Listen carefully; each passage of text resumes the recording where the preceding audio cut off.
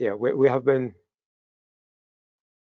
going through Revelation, and this evening we will continue our study of Revelation chapter 16. Last week we spent most of our time looking at the first 6 plagues.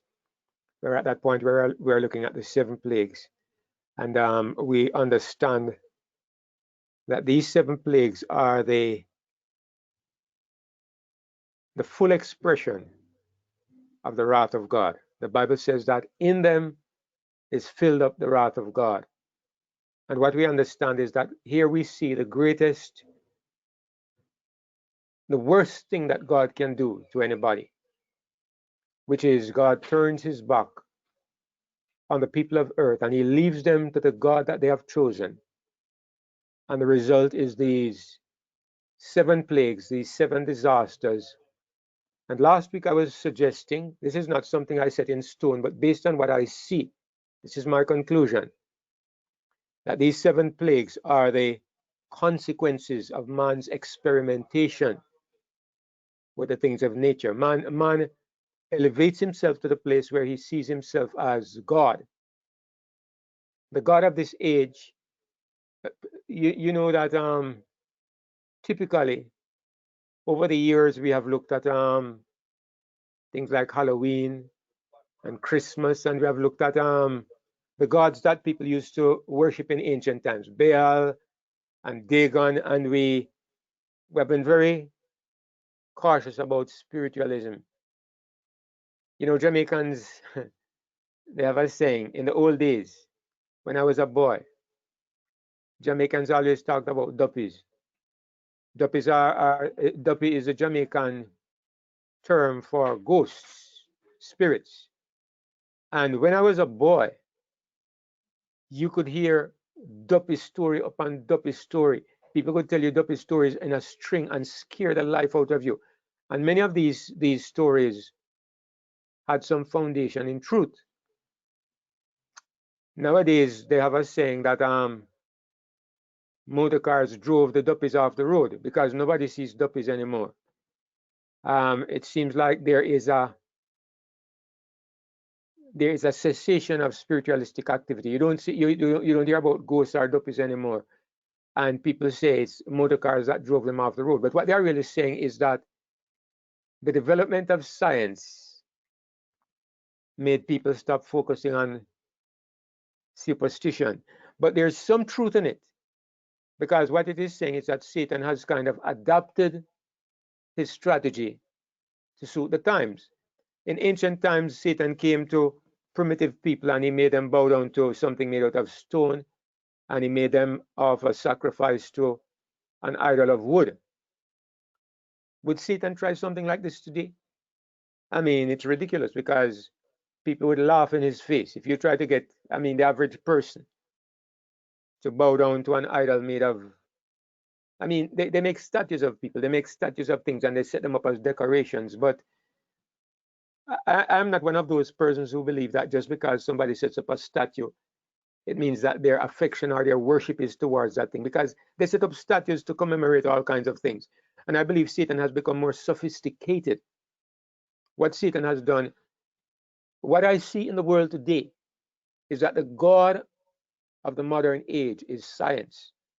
And why do I say science? Not that I'm against science, because I believe there is true science. But I believe that men have elevated their own inventions above God. If you think about it for a moment, you will see that I'm telling the truth. What people substitute for God today is science. And you can go in any arena of human development. Maybe we see it more clearly illustrated in the arena of health, because even the most diehard Christian will often listen to the doctor above the counsel of God.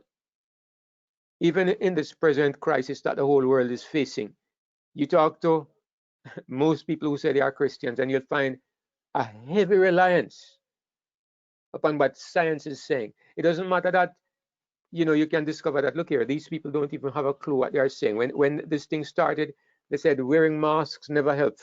Fauci said that, Anthony Fauci. Wearing masks don't help. A few weeks later, he's saying, yes, masks are essential. When it started, they are putting people on ventilators and killing them. Today, they are saying ventilators don't have the answer.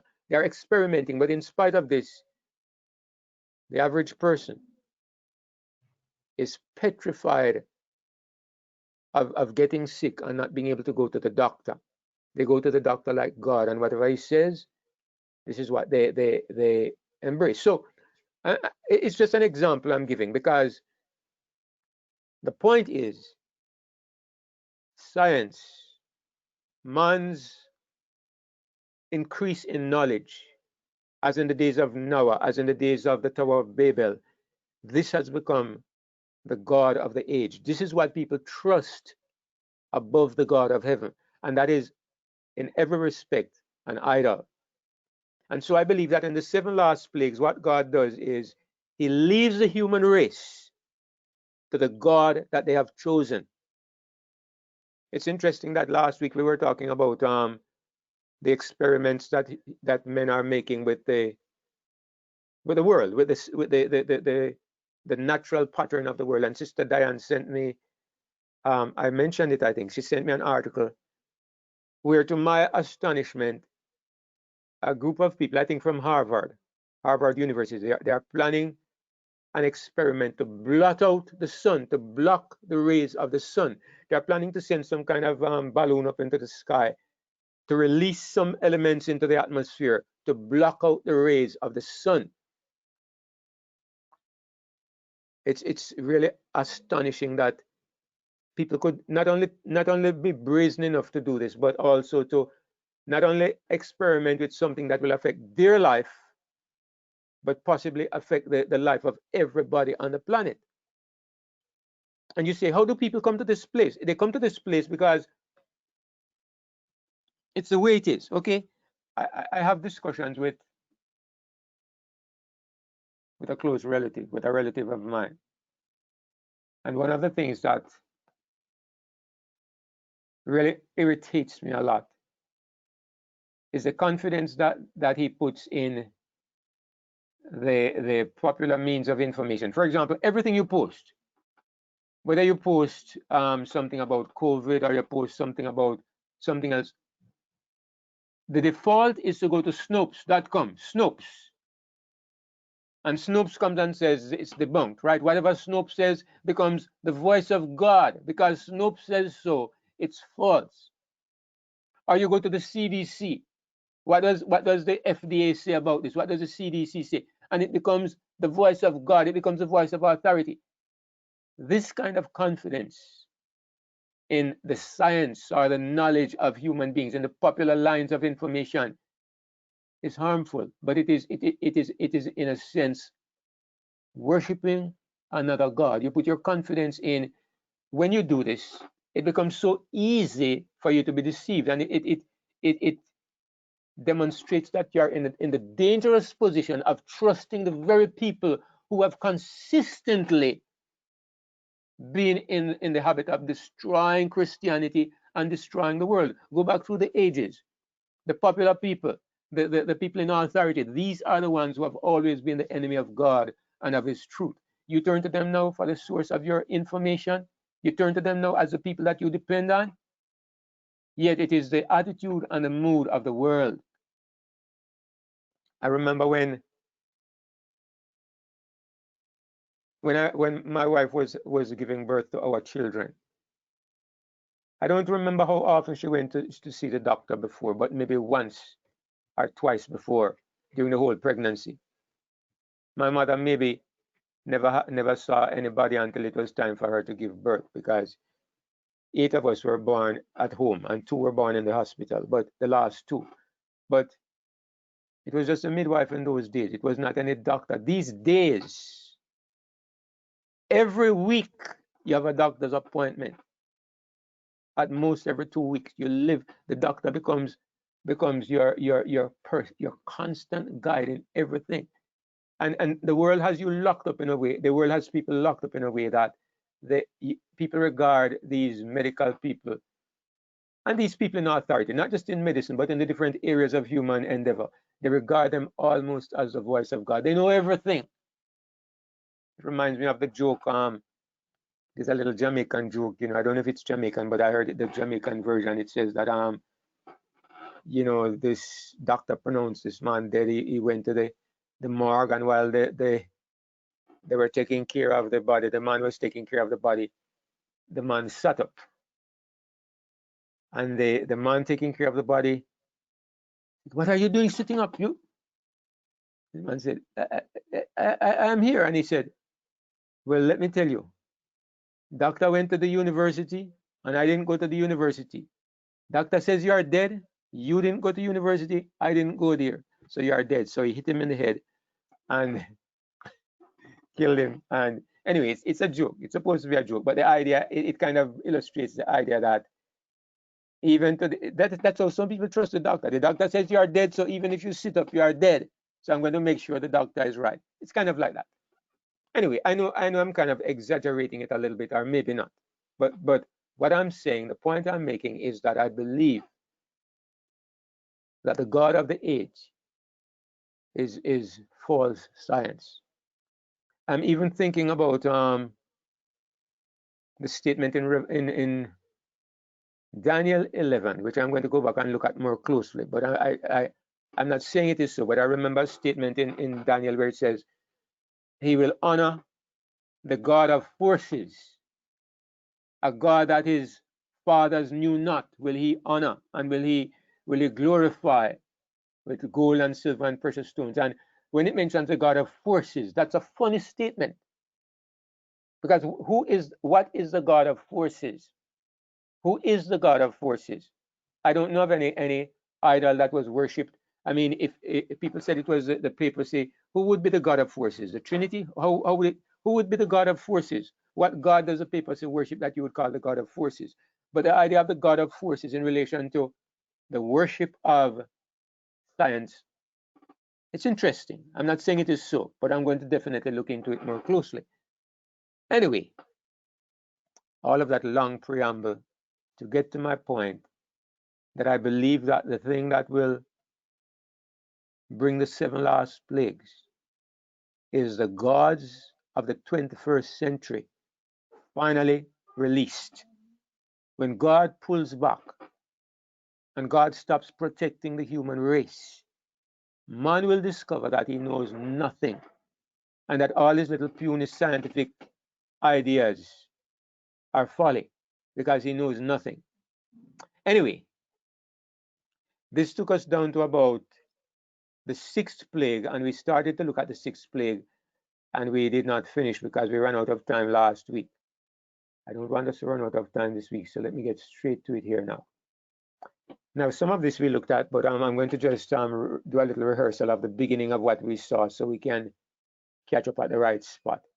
It says in Revelation 16, in verse 12, "And the 6th angel poured out his vial upon the great river Euphrates, and the water thereof was dried up, that the way of the kings of the east might be prepared." We looked at this last week, but just to quickly revise, the 6th plague is the drying up of the river Euphrates.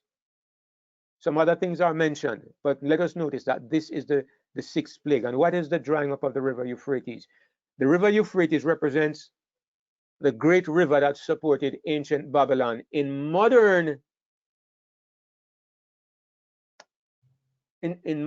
application, the Babylon of today is supported by a great stream of humanity. A great river of human support supports Babylon. The drying up of the river Euphrates represents that the support of modern Babylon dries up.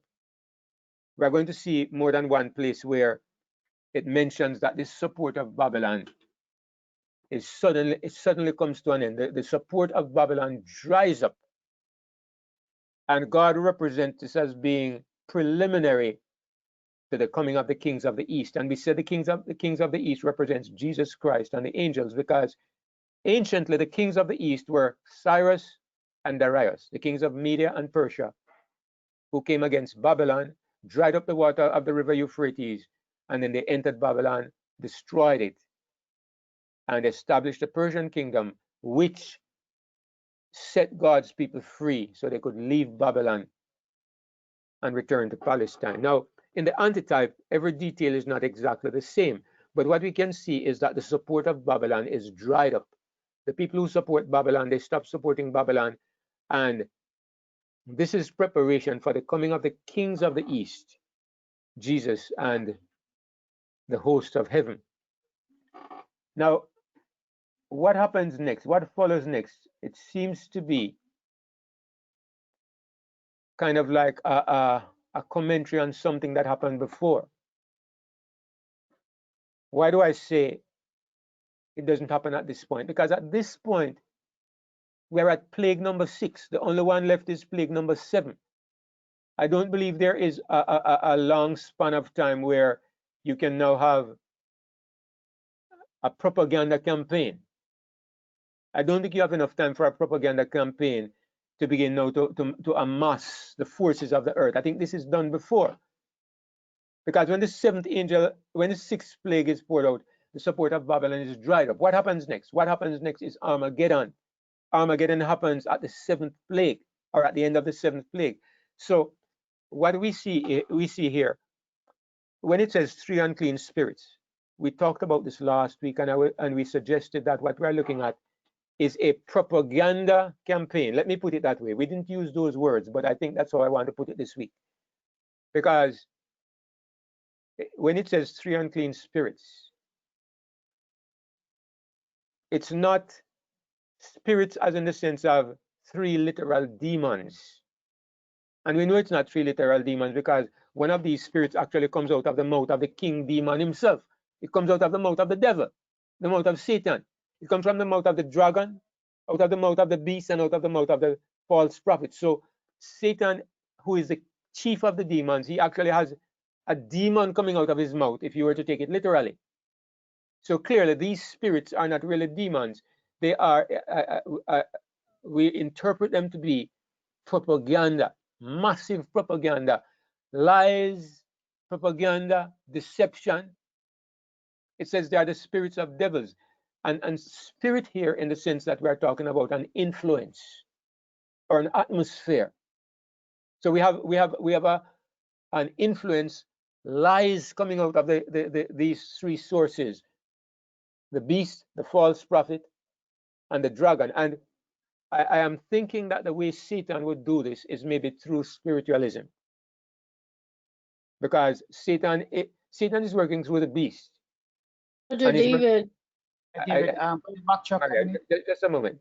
Satan is working through the beast, and he's working through the false prophet, but he's also given a portfolio for himself, because the spirit comes from the mouth of the dragon, it comes from the mouth of the beast, and then from the mouth of Satan itself. So you have to give Satan a separate portfolio than through the newspapers and the government agencies. So I'm thinking he probably is working through spiritualism in this sense. Sister Maria, and then Brother Ian.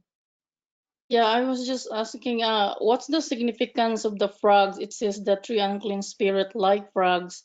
So I'm just curious about that. I thought about it myself. I looked up the word in the Bible, and the only place in the Bible that frogs are mentioned is in the plague of Egypt. It's the only place. So I'm not quite sure. I mean, these are plagues as well, but why frogs? I can't really find a connection, because it says that the frogs came up and they filled the land of Egypt, and they were found in their baking troughs, and they were in their beds all over their houses. Maybe this has something to do with how pervasive the lies are going to be, how pervasive the indoctrination is going to be. That's the only thing I can think of, because I can't see any other connection between the appearance of these spirits to frogs. You were saying, Anne? I want to go back and mention and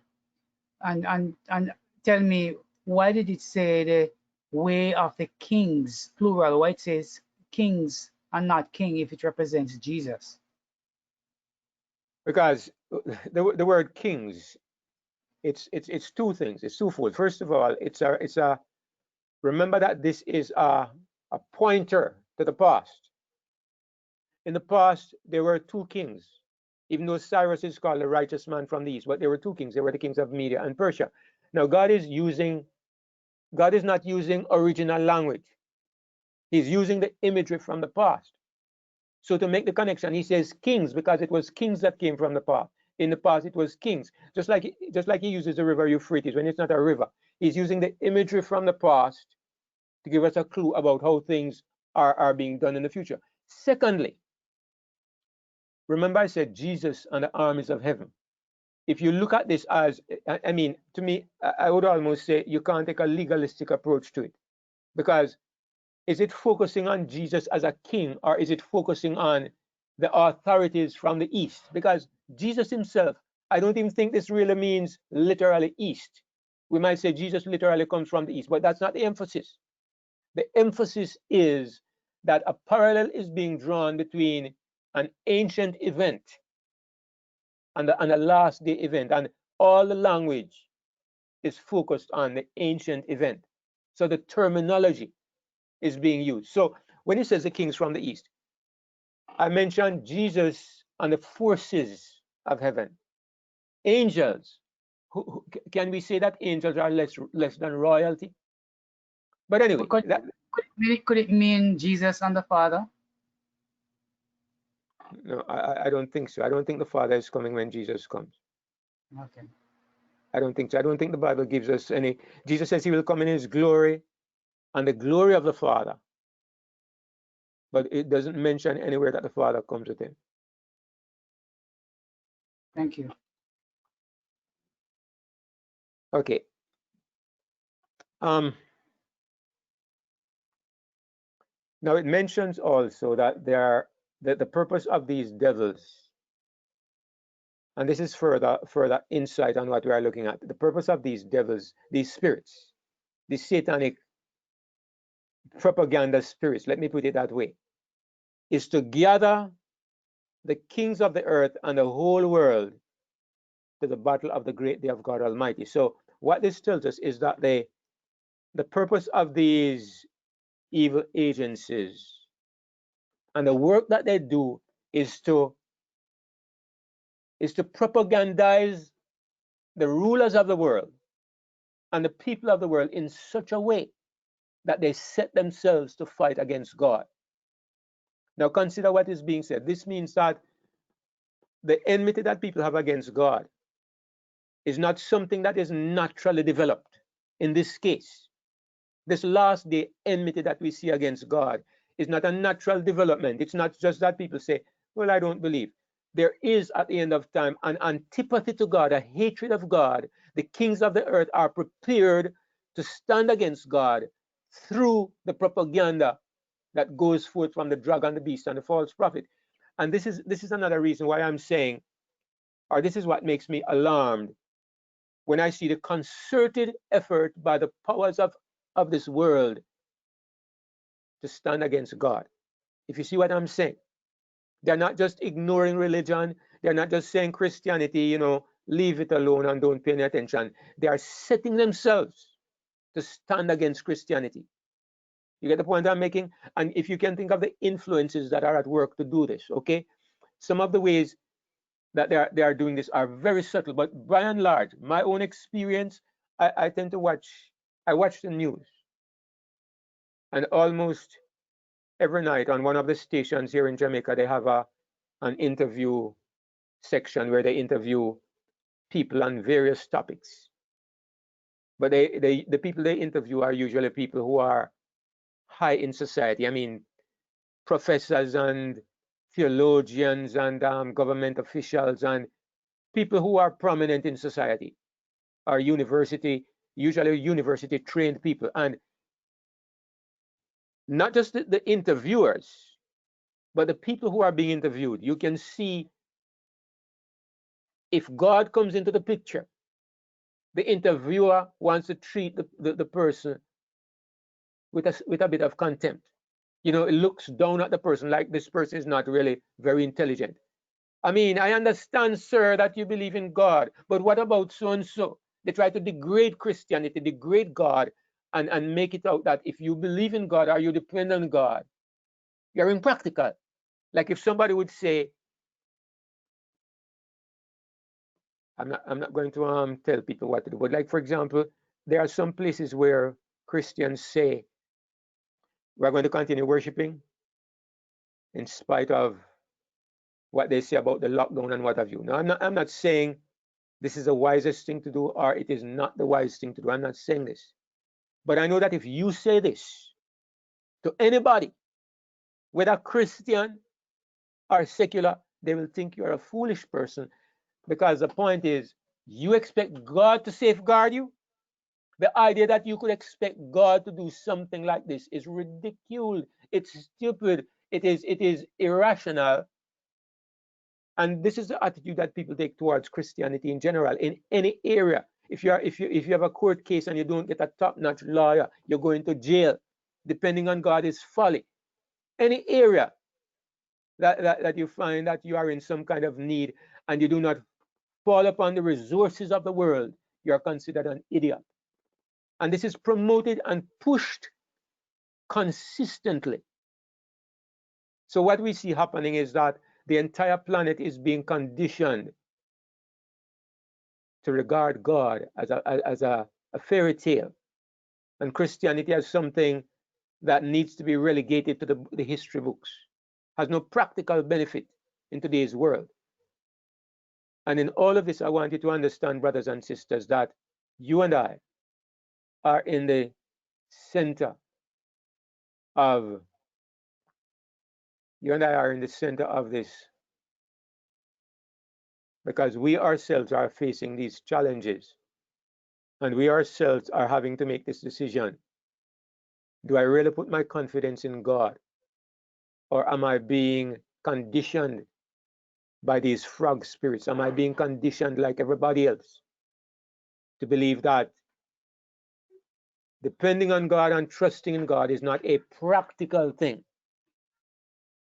Notice people will not say you should not trust in God, but they will say it's not practical in certain situations, which is, if it's not practical to serve God or to depend on God in some situations, it's not practical at all.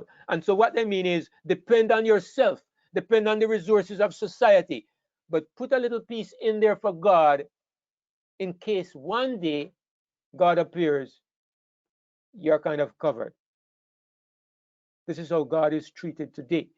And you ought to resent it as I resent it.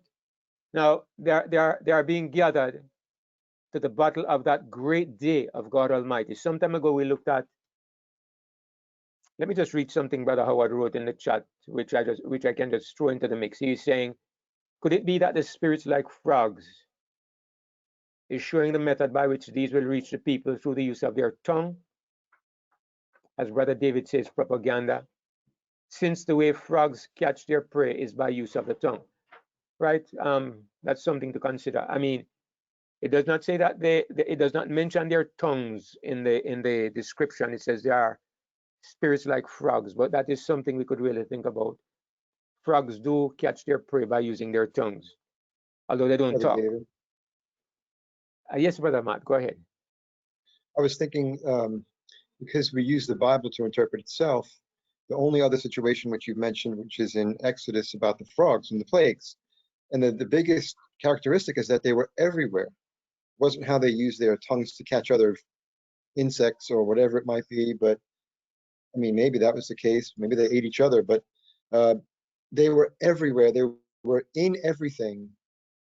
There was nothing that they were not involved in. They were in every, and that was very clear, in the beds, in the kitchen, well, not kitchen, but in the food. And so maybe this is trying to explain that this particular propaganda or this method, it will be everywhere. It will be unavoidable to be, to have to be dictated to by it. It's going to be in every part of our life, almost like almost like the internet. How we've made technology a part of our life in every aspect of our life. I don't know, something like that. I agree, Brother Matt. I mean, take up the paper, the frogs are there. Turn on the TV, the frogs are there.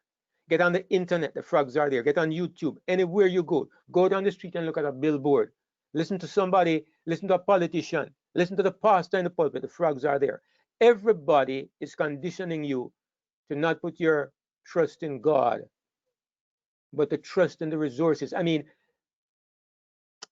I have mixed feelings because I'm not against doctors. I mean, there are certain, I believe that God finds help for us where our faith reaches, I'm not against doctors. I believe that there's some good medical science, but I'm also fully convinced that God must direct me. God must tell me what to do. My default is not to go to the doctor. My default condition is to go to God and let him direct me from there. If I have to go anywhere else, let him tell me. Okay, I'm not taking it upon myself to go. But the thing is, if you suggest to the average Christian that you're not going to the doctor for every little thing, they are horrified. And their answer will be, God gave the doctors the wisdom to do this. And so therefore, God's way of helping you is by giving somebody else. Sometimes I ask a question.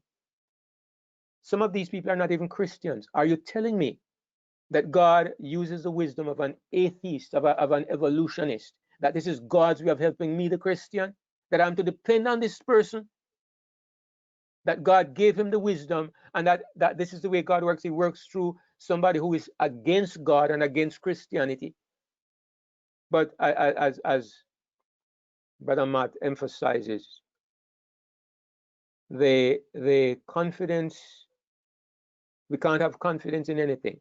That's maybe the real point that God is giving us here in highlighting this plague. We can't have confidence in anything because the frogs are everywhere in society. You can't trust anything. You even go to church and you can't trust the pastor, because these Christians are telling you the same thing. You go to church and what you hear more than anything else is a political sermon telling you to vote for Biden or Trump, warning you against some political propaganda.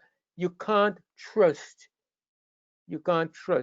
any of these sources of information because the frogs are everywhere. You wanted to say something, Brother Raymond? Yeah, I wanted to say something. Well, I think Brother Raymond's hand was up, so before you. Thank you for bringing that up. People are, trusting more in science to become the doctors. Right now, I'm feeling much better now. I haven't gone to the doctor, and I definitely believe that I'm going through a mild stroke because I'm getting a lot of chest pains and whatnot. But God is showing me things. I was hearing out some of these Hebrew teachers of the end time messages. There was something that they mentioned there which caught my attention, and it's in the book of Job, chapter 38 and verse 22, which they refer to as end times events, which goes to what we're talking about, the plagues, because this is what's circulating now, and I just thought that I'd share this. In Job 38:22, it says, "Hast thou entered into the treasures of the snow?" That means the snow, the ice, Antarctic. That's what they said. "Or hast thou seen the treasures of the hail, which I have reserved against the time of trouble, against the day of battle and war?" So what I was able to pick out of what these people are saying, because we hear things, spit out the seeds and eat the fruits, which made a lot of sense. So they're fighting against this climate change thing because the Antarctic is melting away, and it is believed that there are plagues in there that have been frozen. And once these ices melt and these viruses come to life, and they've been frozen there, according to them, right? All kinds of plagues are going to go around the earth. So what I'm saying to you is, this is why we have all these media outlets and these scientists and this. But I believe that they have found something, and they're trying to connect that with the Bible, and they're trying to forfeit it. I just wanted to share that. And David, if you can, um, dotted to the side, Joel 38:22, because it does talk about that this is be served for the end of times. And this is where I'm seeing the end of time connected with this. Okay, Brother Raymond. I'm coming to you, Aaron. Let me just comment on that. One of the things that we are trying to do is to interpret the language of the Bible, because in the Bible, the Bible very often, in many places, represents the final destruction as something that God sends. You know, God says, "Vengeance is mine; I will repay." God says, "The 7 last plagues are poured out." God says He will pour upon the head of the wicked hail and brimstone and fire and overflowing flood in many places in the Bible. And what we are trying to do, what I am trying to do, I'm trying to understand these things in a different way, so that I'm saying instead of God actively doing these things, what God does is He withdraws His protection, and these forces are released. So I know this is something that the people who say God does not kill, this is something they emphasize as well. And I am with them part of the way, but they go too far. Now, when it says in Job that Job is a highly poetic book, it's full of poetry. One of the things you don't do, when I say you, I don't mean you, I mean in general. Don't go to Job and take everything literally, because it's a book of poetry, like the Psalms. In the Psalms, there's a lot of what we call imagery, where you use metaphors and similes and other language devices like that. So other parts of speech. So when God says, "I have reserved the snow, the treasures of snow, I have reserved them against the day of judgment," God is saying that in the final day, ice and snow and hail, these are elements that are going to be called into use. But is it that God says, "I am storing this up and I'm planning to use it"? Or is God saying, "I foresee that in the future, these things are going to be used to afflict humanity"? So I know that there are people who are saying God stores it up and God shuts away viruses in the snow and all that kind of thing. But I'm not accepting it in that way. Just telling you straight off the top of my head. Go ahead, Brother Ian. Yeah, I find an interesting thought came to mind a while ago while you were talking about deliberating about frogs and Howard and all of this discussion on frogs. And I remember something I read about frogs, and it came to mind that frogs are able to change their sex from male to female based on their circumstances in various conditions. So I don't know if that have anything to do with Who what's knows? going on nowadays. All right, that's interesting, but I won't go any further with that speculation. But it's interesting, right? Verse 14 refers to that great day of God Almighty. So some time ago, we did a little study where we looked at the day of the Lord. And this day of the Lord is the day when humanity is compelled to acknowledge that there is a God. We know man denies this, man disrespects God, but the day comes when not even the most barefaced, blatant, brazen atheist can deny that there is a God, because God clearly demonstrates that He exists. He stops relating to the planet on the basis of faith, and now it becomes sight. And so it's called the battle of that great day of God Almighty, because it is a day when the forces of the planet gather together to fight against God. Firstly, in the person of His children, and then Jesus appears and finishes the fight. Jesus appears as a king from the east, the kings of the east with the angels, and He finishes the battle. But we are told here that they are gathered together to that battle by these spirits, what we here refer to as these propagandizing spirits. Now, Jesus warns us in verse 15, "Behold, I come as a thief." And what He's emphasizing, of course, over and over, is that I'm coming in a moment when people don't expect. I hope that would not be true of God's people, because Jesus in Matthew 20, I think it's Matthew 24, Jesus says, If that evil servant shall say in his heart, my Lord delays his coming, and shall begin to eat and drink with the drunken, the Lord will come in a day when he's not looking for him, and shall appoint him his portion with the hypocrite. So what we see is that the wise servant is not going to be taken by surprise. The thief does not catch the wise man by surprise, but the thief catches the unwary by surprise. Those who are drunk with the wine of Babylon, they can't stay awake at night, or they are disoriented. They are seeing two things where they should be seeing one. But Jesus comes as a thief in the sense that he waits until the moment when nobody is expecting him. That's when a thief strikes. You try to sit up. I mean, you try to sit up. You try to catch a thief. Or you try to be fortunate enough to sit up one night and catch the dog that comes to mess in your yard. That's a Jamaican thing, right? They never come till the hour when everybody is fast asleep. You can't stay up to catch them. They never come at the time when you're watching, but the moment you fall asleep, when you wake up back, there it is, right on your lawn. And that's how the thief operates. He waits until the moment when everybody is most likely to be fast asleep. And that's what Jesus is saying. So he says, I'm coming like a thief. And this suggests that, at this point, after 6,000 years, everybody thinks he isn't coming at all. They think, many of them think he's a figment of the imagination. And that's the moment when he will come. So he says, blessed is the one who is watching and keeping his garments. The garments here refer to Christ's righteousness. It refers to our relationship, the living relationship with Christ. The wise virgins with oil in their lamps. Because Jesus says, he's talking to Christians here, his people.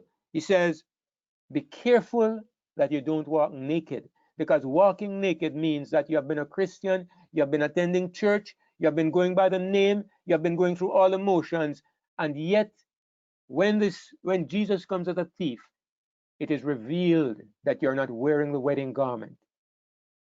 And everybody will see your shame. Everybody will see that you are just a professor. You just had the name, but you were never really belonging to God. You had no oil in your lamp. Now, verse 16 says, and he gathered them together into a place called in the Hebrew tongue Armageddon. We're going to spend a little time looking at this Armageddon. The reason is that there are some things here. First of all, it says he gathered them together in a place. Now, who is gathered into this place? It's the kings of the earth. The evil spirits go to the kings of the earth and of the whole world, and he gathers them to the battle of that great day of God Almighty. And they are gathered together into a place. So you ask yourself, what kind of place is this? The evangelicals claim that it is a place down in Palestine, down in Israel, called the Valley of Megiddo. It doesn't say Megiddo, but it says Armageddon. But the word Armageddon does not appear anywhere in the Bible except here. And the scripture says, God says, it's a place called in the Hebrew tongue. There is no such place in the Hebrew tongue. There's no such place. But it says, in order to find out the meaning of Armageddon, you go to the Hebrew language. And the name given is Armageddon. So that gives us some clues as to what we should look for. Now, first of all, before we come there, look at where it says a place. Are we talking about a literal place? Because the elements of this prophecy are very symbolic. Euphrates is symbolic. The kings of the east are not literal earthly kings. The drying up of the river is not literal. So, like with everything else in Revelation, our default approach is to believe it's not literal. So I don't believe that we are justified in looking for a literal place. Just like Babylon is not a literal place. Babylon in ancient history was a literal city. Euphrates was a literal river. The drying up of the river was literal. But now Babylon, you're talking about a spiritual entity which is not a place. It's a condition. It's a series of beliefs, organizations, groups, but not gathered together in one place, but communally they embrace a philosophy of life. That's Babylon. So a place, generally speaking, is not a place in Revelation. It's an attitude, a philosophy, an approach. So when it says they are gathered together in a place, what I understand is that it means they are gathered together behind a certain idea, a certain ideology. They are all gathered together under one principle, and that principle is enmity against God. That's the principle.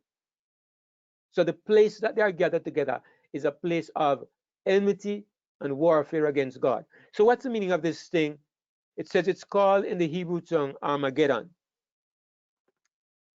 This idea I'm about to share is not my original idea. I think I learned it many years ago from I think it was Mervyn Maxwell, but the idea made sense to me, and I'm going to share it. I've held on to it since. But I'm going to go to the Greek. I have the Greek, the Strong's Greek dictionary in the bottom panel here. Now, the word Armageddon, according to, I think it was Mervyn Maxwell, what he did was he looked at the word Armageddon, and he said it's a compound of two words, which makes sense because when you go to the Hebrew, you cannot find the word Armageddon, but you can find two words that if you put them together, they're very close to Armageddon. One of them is the word Har, H-A-R, and you'll notice that I have it highlighted down here in the bottom. It's from the Hebrew, the Strong's Dictionary, H2022. It says Har, and it means a mountain or a range of hills. A mountain or a range of hills. So it's the word that we see in Revelation is not actually Har. It's not H-A-R, it's A-R. But I think most of us know that many of the words that we see in the Old Testament, in the Hebrew, they go through a slight adjustment when you come to the New Testament. For example, the word Joshua is changed. It becomes Jesus. Elijah becomes Elias. Elisha becomes Eliseus. Noah becomes Noe. Jonah becomes Jonas. And what I'm saying is that you'll recognize that a lot of words, when they transliterate it from the Hebrew to the Greek, sometimes something's changed slightly. So it's quite feasible to think that this word Har, it comes across as R. You combine it with another word, and you get Har. And the other word, of course, is Mageddon or Megidon. Let me look for Megidon, and I'll let's see what it says. Megiddon. That's an Old Testament word you find in Zechariah 12 and verse 11. It's in other places, but here is where it mentions Megidon. It says, it's speaking about the last days. It says, in that day shall there be a great mourning in Jerusalem, as the mourning of Hadad Rimmon in the valley of Megidon. So what we see here is that Megidon was a valley. It was actually a plain.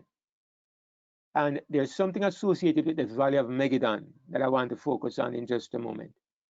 But we see Har refers to a mountain or a range of hills, and Megidon was a plain or a mountain somewhere in the region of Jerusalem. So what we have is Har Megidon, or the mountain of Megidon.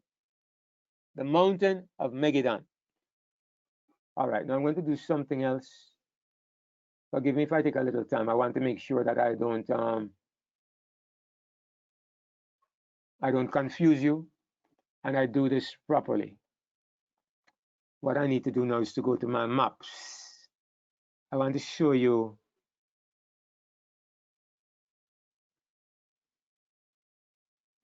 the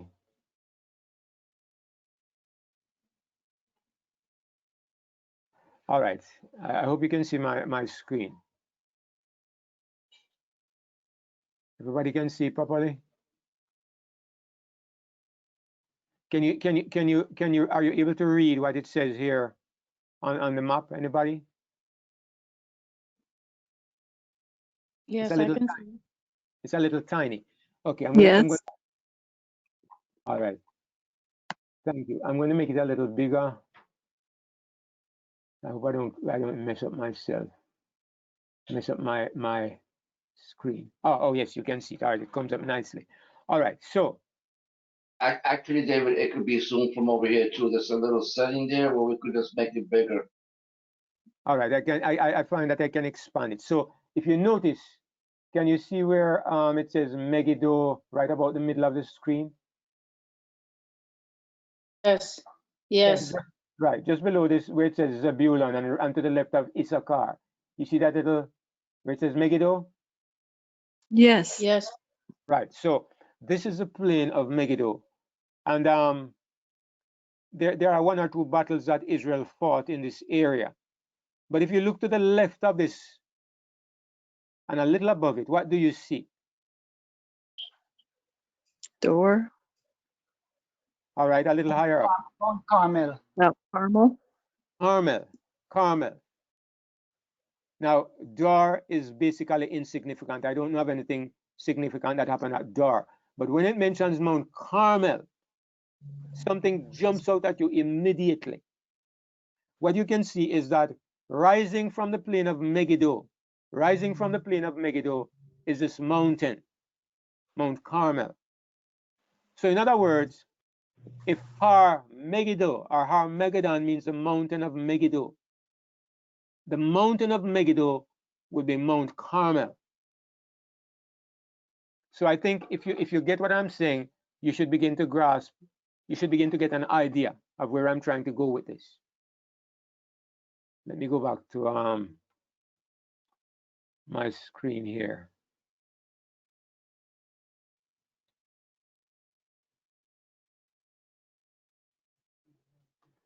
All right, I got myself a little messed up here. Let me just get back to where I'm supposed to be.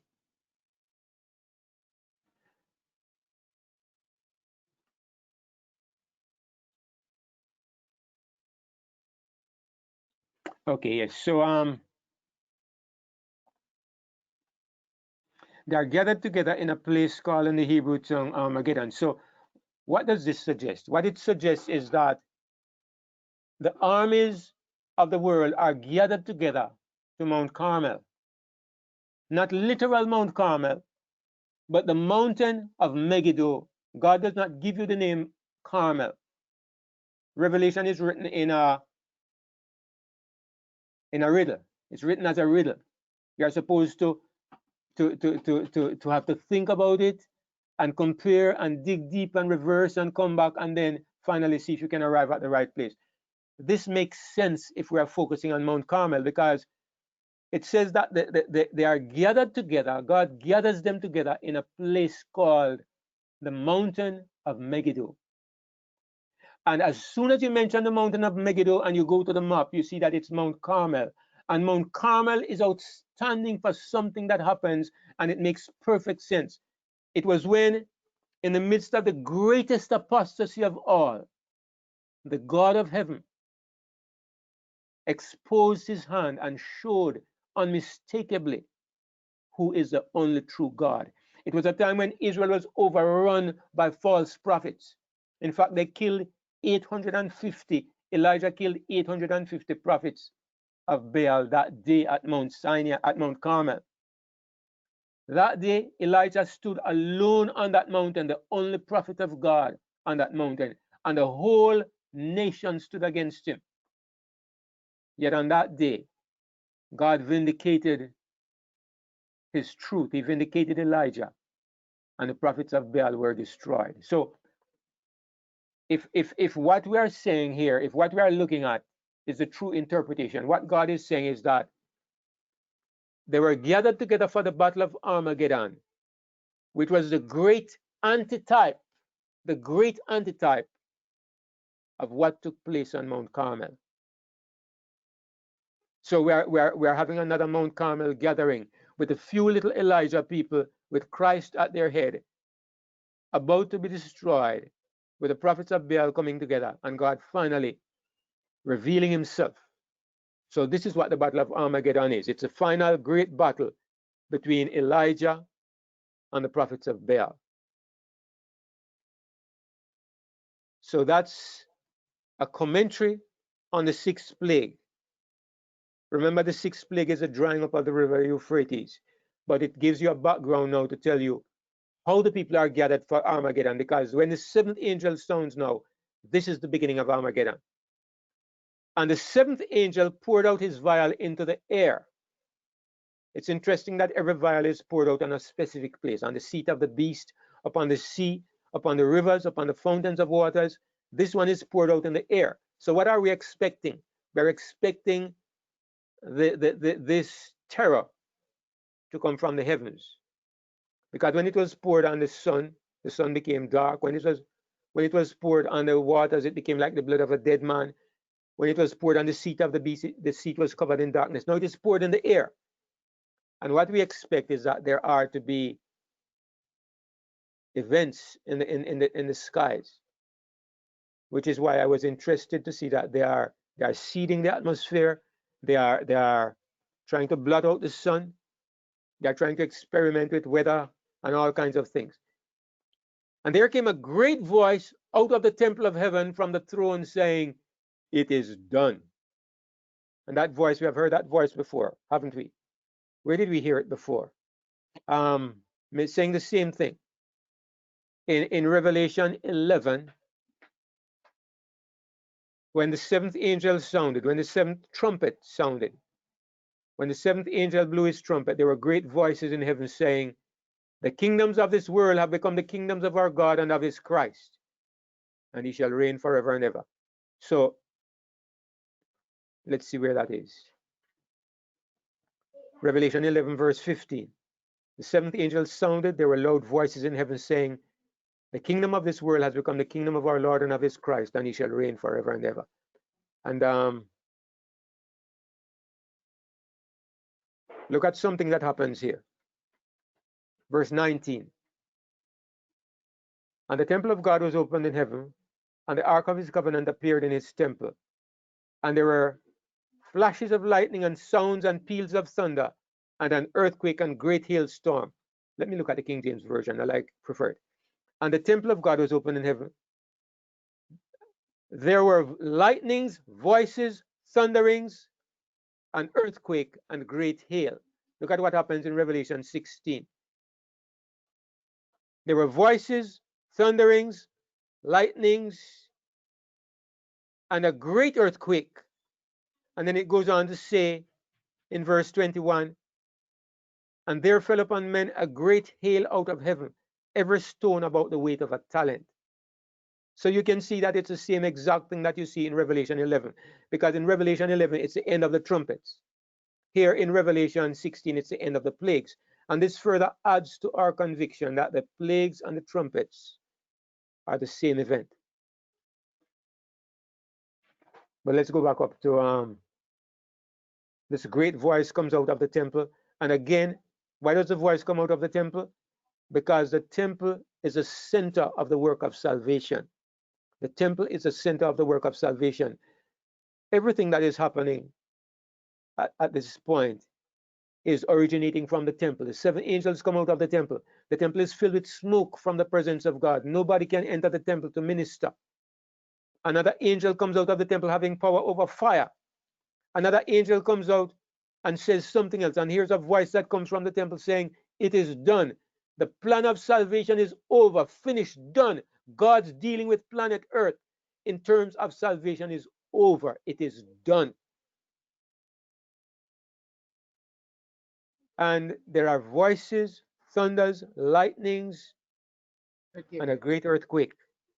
Now, I have a theory about these voices, lightnings, thunders. Before you go on to that, Brother David, Yes, go ahead. this my understanding is that the probation closes before the 7 last plagues, right? Yes. So it is done. Is this you said that at this point God, it has nothing to do with the salvation of mankind. I thought that was done already when the probation was closed. Is what I'm Yes, saying? but as I said a few times before, you have to look at the overall context of this, because remember that these people, Jesus has not yet returned. So is God's dealing with planet Earth concluded?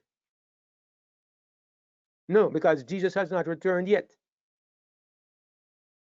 This statement that it is done, it happened several times. When Jesus died on the cross, he said it is finished. That was done, all right? When probation closes, when the end of grace, there's another statement that says, let him that is filthy be filthy still, let him that is righteous be righteous still. That's another place in where it is done. Here at the end of the 7 plagues is another sense in which it is done. In other words, this is God's wrath. This is God's statement about planet Earth. He has made his final statement, it is done. And then at the end of the 1,000 years, there's another sense in which it is done again. Because hi, how are you, Alicia? I have a ball. All right, take her outside, kid. All right, Alicia. All right, so what I'm saying is that everything in context. If you say that it is done has only one meaning or one application, then we end up in confusion, because there are clearly several times when it is done. I understand that, but I thought what you said just a while ago, prior to me asking the question, sounded to me like it was the same thing you'd say about the probation. That's why I was wondering if this, that's why I get a little bit confused. I just wanted some clarity on that, because Okay. you're saying that it is done, that God's dealing with mankind where salvation is concerned is done, and I thought that was finished at the probation. Yeah, the saving of man is finished Yes. at the close of probation, but his Yeah. dealings with man in relation to salvation. Because that's why I use the term instead of saying in saving man. In relation to salvation, I believe that there's still something to be demonstrated through the 7 last plagues. Okay. If it's even an explanation of why are these people lost, that is still a part of his dealings in relation to salvation. So I meant in that sense. Okay. All right. If you look at Revelation, David, you said yes, that the plagues and the trumpets are the same event, or just the 7th trumpet? no, I suggested that all the trumpets are corresponding to the 7 plagues. But look at Revelation 4 and verse 5. I don't want it there. Let me go back.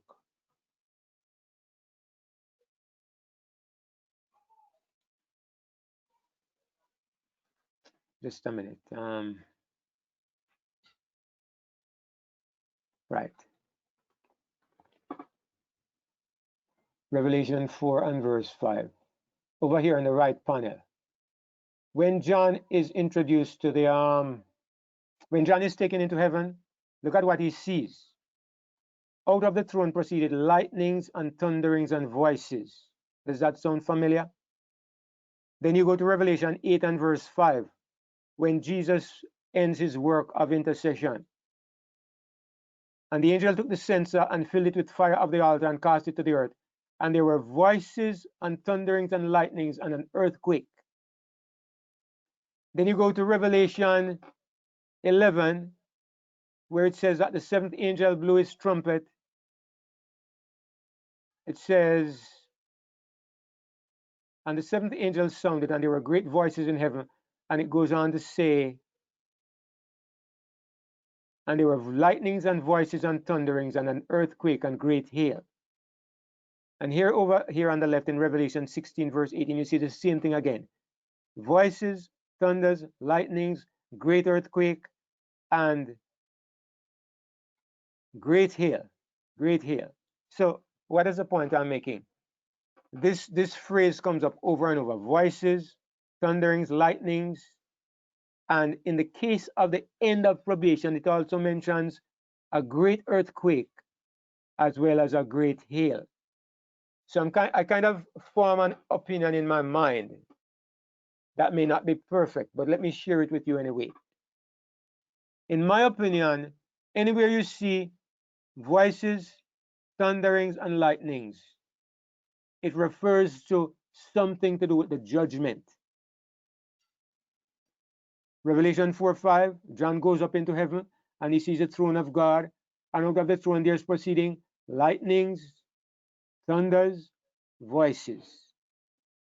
Later on, you see the end of probation, the censer being filled with fire, the censer being thrown down, and it says there are voices, thunderings, lightnings, and it adds an earthquake now, the end of probation.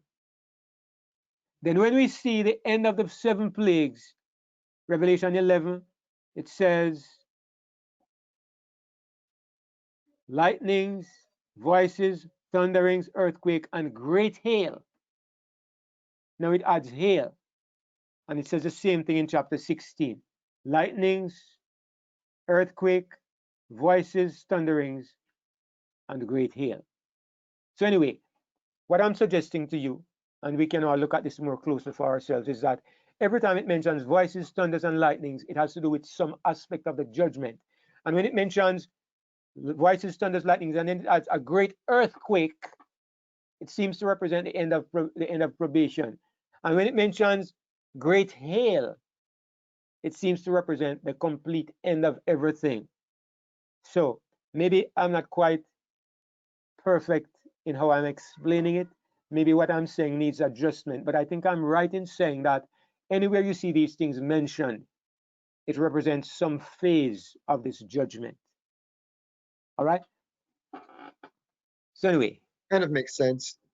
The other times in the Bible that we see lightnings and thunderings and great shaking was at Mount Sinai. When the mountain shook and the lightning and God was speaking, it was really frightening. Yes. And I think there's in the New Testament, when God spoke, some said that they thought it was angels or lightning. It sounded like it was like lightning Like and thunder. thunder. Yeah. So Yes. Daniel. Thank you, Brother Matt. And here it mentions especially great hail. And the thing is, I believe that at this point, we are looking at a literal fulfillment, because right throughout the Bible, in the books of Isaiah, Jeremiah, Ezekiel, the minor prophets, it always mentions hail, a great hailstorm. Some of these references might be symbolic, but there are so many of them that it's hard to believe that all of them are figurative. And like the other plagues, these plagues tend to be literal, but not all of them. I mean, like Armageddon clearly has some symbolic elements, but most of them we believe are going to have some close to literal fulfillment. And there are some things expressed here that I'd like to just mention. It says that there was a great earthquake. I mean, voices, they wouldn't necessarily harm you. Thunder, that frightens you, but it doesn't necessarily harm you. Lightning, likewise. Lightning can kill you, but it's hit or miss. But then it mentions a great earthquake, and usually when an earthquake comes, a lot of people die.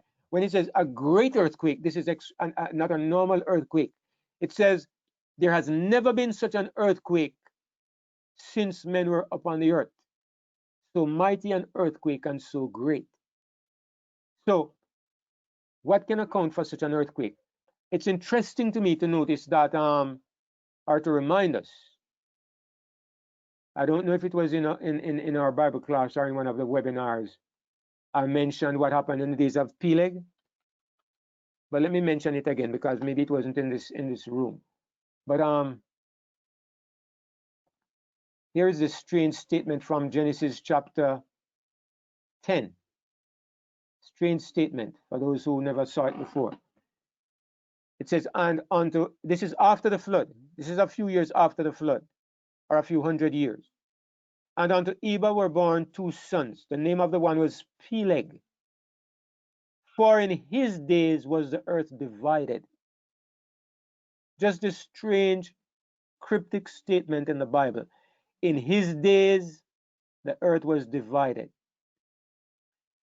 Let me just tell you why this is an intriguing statement for me. One of the things I always wonder about is, why is it that a place like Australia has animals that are nowhere else in the world? The evolutionist is delighted with Australia because he says, you see, evolution took place in Australia differently because Australia is separated from the rest of the world. So the animals in Australia, they evolved differently. That is why you have animals there that have a pouch. That is why you have animals like the wallaby and the kangaroo, where you see nowhere else in the world. That is why you have something like the duck-billed platypus that doesn't exist anywhere else. So they say it's because of evolution. And we who believe in creation, that God created, he brought animals 2 by 2 into the ark. It's a little difficult to explain because you say there should be kangaroos elsewhere in the world. There should be koalas. There should be wallabies. Why is it that they are isolated to Australia? And then you find this strange statement here that talks about the days of good old Peleg. The word Peleg means divided. And the Bible doesn't give you any detail. It just says, in his days was the earth divided. What it suggests is that after the flood, something extraordinary happened years afterwards, many years afterwards. Because you see, after the flood, the continents began to settle in place and the waters began to subside. And it took decades, hundreds of years for the earth to return to some form of normalcy. You know, it says that after the flood, God sent a great wind that dried up the water. If you know how long it takes for water for wind to dry up water, you can imagine this was some kind of extraordinary wind. But then comes the statement, in his days the earth was divided. It seems that many, many years later, there was a splitting of the continents. It seems like there was some kind of course, all the animals that came out of the ark, they belong to one land mass. But then, as they began to wander over the earth, animals would wander in terms of their family groups. Like the horses would kind of stick together, the cows, the cattle might stick together, and so on. And one group of animals were in a certain location when the earth, there was another huge division in the earth. Maybe it was an earthquake, a huge earthquake, I don't know. But anyway, the earth was divided. And a part of the landmass broke away and became Australia. And it so happened that on that part of the landmass, some animals were isolated. The thing about Australia, the thing about the world is that animals can travel from Africa right up into Europe, and they can travel from Europe over into up into Asia, and they can travel from Russia right across a narrow piece of land that might not always have been covered by water. There is a place where between Alaska and Russia, there's almost a land bridge. Sometimes it freezes over. Animals can cross there, so you can get to almost anywhere on the world from anywhere else, but not Australia and New Zealand. They are completely surrounded by water for huge distances. So I'm just saying this. It's not directly related to our study this evening, but I'm just saying it because it comes to my mind as I see this statement. This mighty earthquake, this great earthquake, such as has not been since men were upon the earth. What I'm saying is that the earth is not in a stable condition. It's not in a stable condition. Since the days of Noah, there have been earthquakes upon earth every now and then, on and off. There's never been a year when there have not been many earthquakes. The earth is not stable. What happened during the flood was a disruption of the solar system. The earth was thrown out of orbit. I'm sorry for those that I might be offended if you're a flat earther, but anyway, the earth was thrown out of balance and it has not been stable, and it has been gradually waiting for the moment to break apart. man has been helping the process, because men have been experimenting and interfering with the course of nature, and finally everything breaks down. And the Bible says there's this great earthquake, the greatest that the planet has ever seen, greater than the days of good old Peleg when the earth was divided. And this catastrophe not only splits up the physical world, but also the spiritual world, because it says, and the great city, verse 19, and the great city was divided into three parts. What three parts are we talking about? Well, what city are we referring to first of all? I believe it's obvious that we are talking about Babylon. It's Babylon that is called the great city. Revelation 17 and verse 18, it says, and the woman which thou sawest is that great city. Revelation 11 and verse 18 says, and their dead bodies shall lie in the street of the great city, which spiritually is called Sodom and Egypt, where also our Lord was crucified. So Babylon here is described as a city which spiritually is called Sodom, spiritually is called Egypt, and spiritually is called Jerusalem. So I believe when it says the great city was divided into three parts, it means Sodom, Egypt, and Jerusalem. Now, how exactly is Babylon divided into these three elements? I am not going to give a clear answer because I have not thought about it enough to give that answer. But let me explain why I don't think it refers to the dragon, the beast, and the false prophet. I've heard people say that Babylon is divided into the dragon, the beast, and the false prophet. And I'll tell you, I don't agree with that, because the beast is not a part of Babylon, and the false prophet is not a part of Babylon, and the dragon is not a part of Babylon. So Babylon cannot be divided into the dragon, the beast, and the false prophet. Babylon is actually riding the beast, and the false prophet is a friend of the beast, and the dragon is the one who gives the beast his power. They are not a part of Babylon. So the three parts of Babylon is not the dragon, the beast, and the false prophet.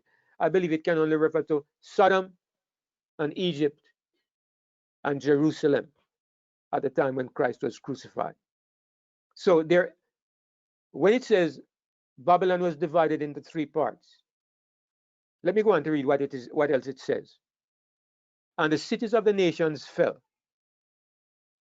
and great Babylon came in remembrance before God, to give unto her the cup of the wine of the fierceness of his wrath. So you would say the waters of the Euphrates are dried up. Babylon loses her support. The 10 kings turn against Babylon, and then the 7th plague, it delivers what you call the coup de grace. Right? The final destruction of Babylon comes about by the 7th plague. So exactly what does this mean? I believe that when the Euphrates is dried up, it means that Babylon loses her support. But I think what we see here is that also the physical property of Babylon, the physical wealth and the property, everything is completed. The same great earthquake that devastates the planet, of course, Babylon crumbles. Babylon is something that embraces the whole world. So as the world goes into this state of complete devastation, of course, Babylon is involved as well. In verse 20, it says, and every island fled away, and the mountains were not found. Now we're looking at this as having elements of literal, and this is kind of daunting because I live on an island, and Brother Ian is living on a tiny little island that is almost just a little speck of dust. But I don't, when it says every island fled away, does it mean that every single island literally disappears? I think again you're looking at John is seeing something, right? He's seeing islands disappearing. He's seeing mountains collapsing. You'd have to say to, it says the mountains were not found. Does it mean that every mountain collapses? Well, I mean, almost every place on the earth would be destroyed if that happened, because many of the great civilizations are built in high places. Mountains, if they collapse, they will wipe out the places on the lowlands. So I don't take this as a literal description or an exact description.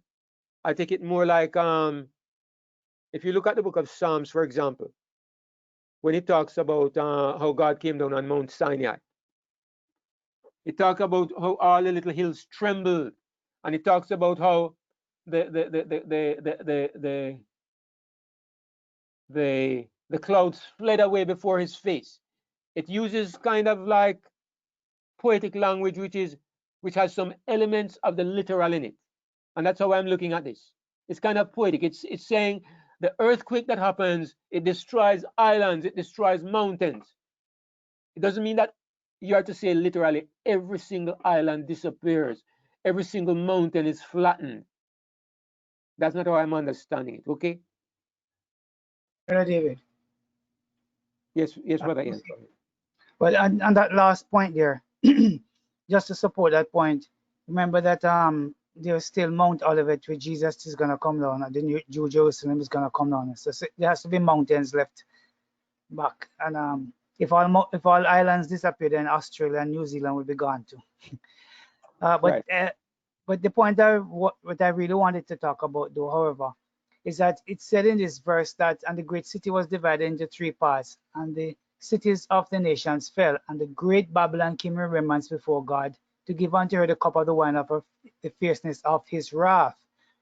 Now, is it at this point that the 10 nations is now in Revelation? I know we don't get there yet, but does this parallel or is in line with what happened in Revelation 17 and 18? Or where in time does this fall? I believe that where it says that the waters of the river Euphrates are dried up, the sixth angel poured out his vial upon the great river Euphrates. I think this is where the 10 kings. Okay. Right. Okay. Yeah. So this is why when you go to Revelation 17, I will say that the destruction, the raping of Babylon at the end, it happens way down, very close to the coming of Christ, because it corresponds to here where the waters of the river Euphrates are dried up. It's when all support for Babylon is destroyed. So she was not totally, completely destroyed, and yet if the earthquake or unless it comes immediately in quick succession right after. Right, it comes shortly after, but you're correct, because the Bible doesn't say that it's destroyed. It says the 10 kings shall hate the whore, eat her flesh, make her naked, and burn her with fire. It doesn't say they destroy her, but of course you must be close to that if they eat your flesh and burn you with fire, right? But then this is the destruction that is wrought by the 10 kings. But something else is to follow, because it says great Babylon came into remembrance before God. And when the plagues fall on Babylon, then what happens is that she's divided into three parts. Babylon is divided into three. And you know, she feels the wine of the fierceness of his wrath. Babylon fully experiences that complete separation from God. Now, the last thing I want to look at is the last verse. Like I said, this appears so many times in the Bible. Let me see if I can get some references. Ezekiel 3 and verse 13. Let me see if I can bring it up on the right-hand panel. Ezekiel 13 and verse 13. God says, therefore thus saith the Lord, I will even rend it with a stormy wind in my fury, and there shall be an overflowing shower in mine anger, and great hailstones in my fury to consume it. God is here speaking about a great false wall that men built. And God says he will destroy it by hailstones. Ezekiel 38 in verse 22, when God talks about Gog and Magog, God says, I will plead against him with pestilence and with blood, I will rain upon him and upon his bands and upon the many people that are with him, an overflowing rain and great hailstones, fire and brimstone, and over. Brother Raymond also mentioned Job 38 and verse 22, where God said that he has reserved the treasures of hail against the day of battle and war. And it's many places in the Bible. So I just looked at those references because I want to point out that this theme of God using hail as the last instrument, or hail being the last element that will come against the enemies of God, it's very much all over the Bible. It was hail the last plague sent to the Egyptians? No, the last plague was the death of the firstborn. Oh, okay. Just one. Yes, if you look at what it says,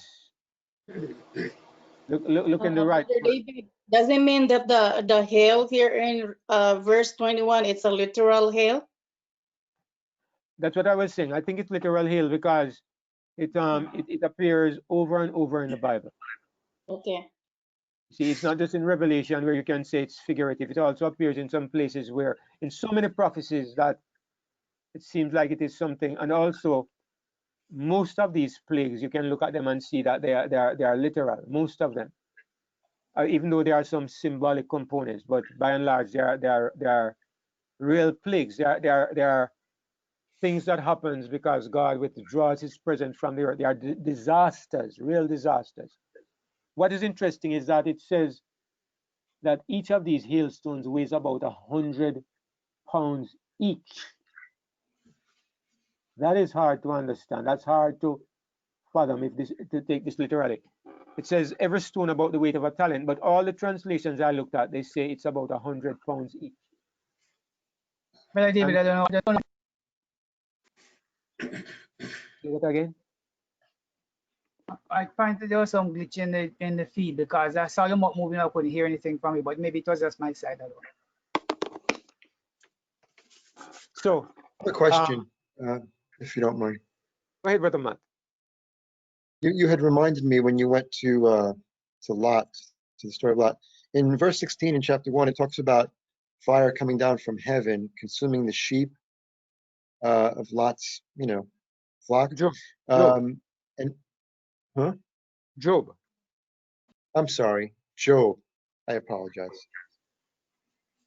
So that it raised some curiosity in my mind about when fire comes down from heaven, and then we talked about Elijah calling fire down from heaven, and it had to be from God. And what John had said to Jesus about calling fire down from heaven. And I kind of mingle the three, and I say, well, I know that Satan was really the one responsible for the fire in the book of Job. I don't know. I'm just trying to make sense of that stuff. I know, Brother Matt, and I'll tell you, I know why you hesitate before you go any further, and I fully understand, because the people who say that God does not kill, that's one of their strong points. They say that there are so many places where it talks about, even in Job, it says the fire of God fell. So you have a place where Satan sends fire from heaven. You have a place where two disciples want to call fire from heaven, and Jesus says, you don't have the right spirit. He's suggesting that they have the spirit of Satan. So it seems to suggest that when fire comes from heaven, Satan is the one who sends it, even though people attribute it to God. But the story of Elijah is impossible to interpret this way, because unless you say Elijah was an agent of Satan, because Elijah is sitting on the mountain and the men of Ahab come and they are kind of arrogant and they say, man of God, the king says you must come down. I don't know exactly how they approached Elijah, but Elijah said, if I am a man of God, let fire come down from heaven and destroy you and your 50. What he was saying is, if fire does not come down, then I'm not a man of God. So whoever Didn't he also call fire down from heaven on Carmel to consume the sacrifice? Yes, yes. Yeah, I'm not saying it's all from Satan. I'm just, I know. I'm not saying that. I'm just reasoning according to how these brethren would think. And I know why you are saying it's a little challenging. So here's what I say. Here's my point. Everything depends on motive. Everything depends on motive. Somebody sent fire from heaven upon Sodom and Gomorrah. If you do it, it might be the spirit of Satan. If God does it, God has a motive that we need to understand. God never does something because he hates somebody, or because he's upset because somebody disrespected him, or he's taking revenge, which is the difference between James and John and what happened in the days of Elijah is motive, not the action. The action, God can send fire, he can send a flood, he can send the Israelites against a nation. When God does something, the question is, what is the motive? That's what we try to understand. Jesus' problem with James and John was their motive. Because when Ananias and Sapphira were struck dead, it was no less violent than it would have been if these guys had called down fire from heaven. But it was a completely different motive. So that's the way I would respond to that, Brother Matt. Question, David. Thank you. Question. Yes, Brother Wayne. Go ahead, Brother Wayne. Thank you. There's 2 points on there. In verse 20, it talks about every island fled away. Is that a matter of a flood covering the island, if it was to be taken literally? And I'm just thinking, as I'm looking at the different events, it's like a combination of all the different things that happened in the past, you know. And could it be, if the islands are fled away by a flood, representing like what happened in Noah's time, then we see events what happened in Egypt's time, and that's what I'm seeing there in verse 21. Now, my question for verse 21 is it a universal event?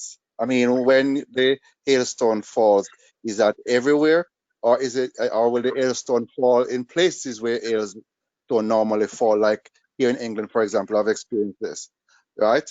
Places where it's cold and such like. Or that's my questions. Okay. I can only give an opinion, but here are some things that would suggest that maybe it's not universal. The fourth plague, the fifth one, it goes on the seat of the beast, and there's darkness in the kingdom of the beast. That's clearly not universal. Number 6, it affects the river Euphrates, which maybe, yeah, it might affect the whole entire planet in that sense, in that support for Babylon is cut off everywhere. But clearly, some of these plagues, for example, one of them is on the rivers and fountains of waters. It seems to me that they are isolated to specific locations. It seems that way, and it makes sense, because if men are experimenting with nature, nature will react in different ways in different places. But some of their experiments might affect the whole world. So maybe it's like you can't give a straight yes or no answer to that question. But I would say that if every hailstone is about the weight of 100 pounds and it's falling all over the earth, I don't think there'll be anybody left for when Jesus is coming, right? I've seen video of hail where the hailstones were about ½ pound in weight, which is pretty massive. But I've seen it, and it smashed cars. Any car that was left outside, it tore holes in the roof of the car. It tore holes in the houses, and it was devastating. I don't know which country it was, but I've seen video of it, and this was maybe about hailstone weighing about ½ pound, I would imagine. I can't begin to think what 100 pounds would be, and I can't even think how that kind of weight can develop in the air. I know that hailstones are formed, I think, when water freezes as it's coming down. I don't know what kind of atmospheric conditions would produce hailstones of about 100 pounds, but what it says is that Brimstone too, right? It's fire and brimstone inside, so it's probably meteor. Right, it doesn't say brimstone in this particular place, but I know it said so in Ezekiel. So that's a good point. That's a good point, Brother Matt. We often think when we talk about these things of things within the planet. But for those of you who also believe in an outer space, there are other places where things happen, other places from which things come Brother outside, David, outside of this earth. if they're gonna put things in the stratosphere to reduce the radiation of the sun, it might cause all them freezing up of water up there because the sun not warming up there. All kind Right. of things can happen with them tampering with it. At the moment, I mean, we can only speculate about these things because some of these things we don't have any idea how they could happen or how they will happen. You only look at what the Bible says and you can think, oh, man, things are going to be extraordinary for this to happen. But I want to make a comment on verse 21 with all right, go ahead, and then I'm going to stop. And there fell upon men great hail from heaven, about the weight of a talent. And the men blasphemed God because of the plague of the hail. That phrase. And men blasphemed God because of the plague of the hail. Now that brought my mind to the frequency at which I hear people who say they don't believe in God anymore. And what they point to is that, oh, God allowed this sickness and disasters to come upon the earth. And if there's such a God, I don't believe in it. I don't want to have anything to do with them. And so therefore they don't believe in God. They blaspheme God in a way by saying, by saying these things because of the things that they see happening now. So I can just imagine when plagues start to hit people all from all over and people begin to think God does this. Why they blaspheme? What is the blasphemy in this case? What do you think it is really? Do you think it's just the rejection of God? I think to be consistent, we should apply the same meaning that we apply when we talk about the name of the beast being the name of blasphemy. And blasphemy, as we looked at the old covenant, the way the word blasphemy is used, it refers to blatant defiance of God. I can't talk now, baby. Yes, it belongs to Kate. I can't talk to you now. Okay, baby? No, it belongs to Kate. You have to ask him. He has a little friend over, so he doesn't know what's going on. Yeah, so blasphemy is used in the Old Covenant, in the Old Testament. I think I'm getting a little feedback here. The word blasphemy is used to refer to a condition where people defy God. They reject God's authority. They reject God's claim on their lives. They reject God's power, and they disregard God in every way. That's what I find it refers to in the book of Revelation. It's defying God's power. It's like when Pharaoh said, "Who is the Lord God? I don't know the Lord God, and I will not obey his voice." It's a blatant, outright disregard and disrespect of God. Yeah, So, but in the light of the context in which it is used, though, guy says because of the plague of the hail, they blaspheme because of the plague of the hail. I mean, that context. How does that fit into that context? the phrase comes up several times in this chapter. If you go up a little further, Maybe they blame him, Brother Aeon. Maybe these people blame God for these problems. You know, they don't see him as merciful and kind and giving, but punishing. But would you And they consider, hate. but would you consider blaming as blasphemy? Because I mean, a lot of people blame God for things, and God take responsibility for a lot of things too. But that does not really that doesn't come down to blasphemy. I don't think Revelation is focusing so much on the words that they say as on the attitude that they have. What are they going to say? I think they're cursing God as a result. They're cursing him. Their whole attitude and their approach is one of disregard and disrespect for God. And whatever happens, they become more disrespectful and more disregarding of God. They care less of what he wants. The more the more they reap the fruit of their own hands, the more they disregard God, the more they defy God, and they refuse to consider God as a solution to the problem.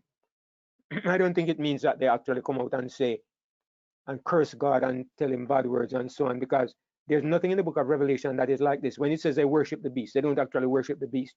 It's more an attitude. They don't actually worship Satan. It's more an attitude. And I think this is the same thing with when it says they blaspheme God. It's more their attitude towards God. That is one of blasphemy, disregard, I don't care. I think that's how I would interpret it. But that is the same kind of attitude They're I like their get. stubborn. That's the same They're kind of like attitude I get from people, a lot of atheists that I've spoken to and interacted with. Is, you know, Right. if God do this, God killed my best friend, and God, so much suffering going on in the world. Where is God in all of this? And you know, they have this kind of attitude as if they don't have anything to do with God.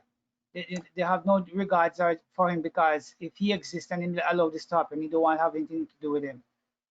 So it's just the same attitude intensified at the end of time. Sister Maria, you were saying something. just saying that I think that's being stubborn.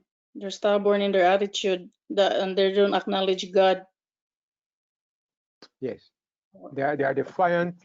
No matter what happens, there's nothing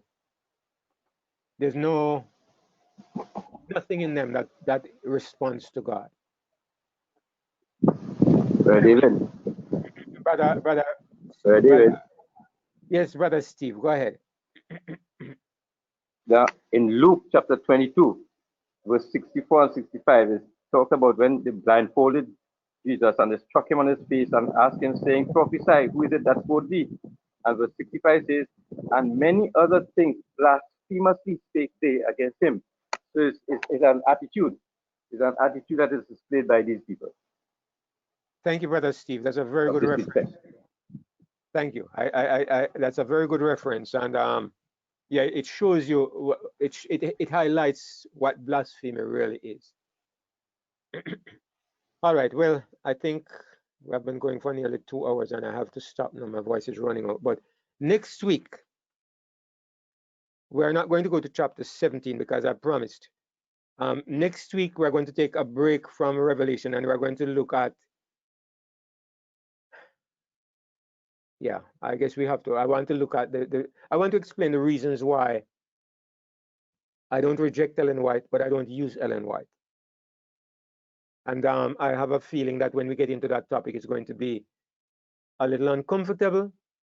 And I want to see to it that we have an orderly and productive meeting. So I'm going to make an appeal from now that all those of us who have strong feelings on this subject, we either absent ourselves from the meeting or we make a commitment that we will come and behave ourselves in a Christian way, allow others to have their say, and be patient and understanding.